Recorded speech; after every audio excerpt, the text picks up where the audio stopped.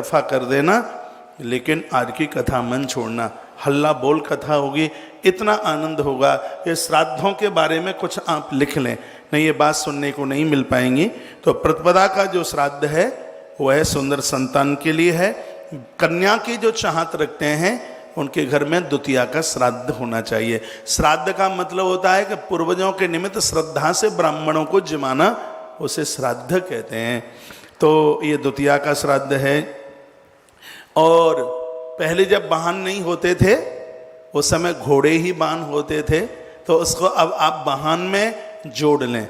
जिनको गाड़ी घोड़े चाहिए, घोड़े का मतलब वाहन, यान जिसे कहते हैं, और किसी का मन है कि मेरे पास कुछ बढ़िया सी गाड़ी हो, अच्छी सी गाड़ी हो, उसके लिए ये जो तृतीया का श्राद्ध है ये बड़ा अद्भुत है, ये बहुत ज़्यादा प्रभावशाली है। जिसके गाड़ी से, जिसके वाहन से चलते हुए रास्ते में किसी जीव की हत्या हो गई है, बहुत ऐसी घटनाएं घटती हैं। आगे से नीलगाय आ गई और कोई पशु आ गया, कुछ नहीं तो सांप ही सामने आ गया। तो यदि चलते हुए आपसे ऐसा कोई अपराध हो गया है तो तृतीया का श्राद्ध करने से उसका प्रायश्चित हो जाता है। कौन बताएगा आपको ये बातें? इस देश को मुझसे कभी घाटा नहीं हो सकता, बिल्कुल भी। ऐसी ऐसी बातें निकाल कर ग्रंथों से आज मैंने समाज के बीच में परोसने की कोशिश की है।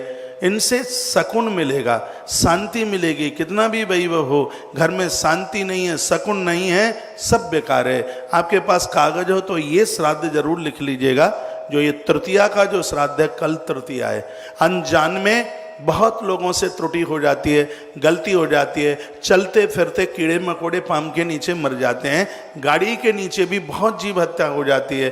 कभी कोई बंदर रास्ते में, कोई नीलगाय और कोई जानवर ठोकर लग गई, उसके लिए तृतीया का श्राद्ध बड़ा अद्भुत है। इसके दो काम है, एक तो ये श्राद्ध आपको वाहन देता है और दूसरा आपसे या आपके वाहन से होने वाली जीव हत्या का ये श्राद्ध प्रायश्चित करा देता है।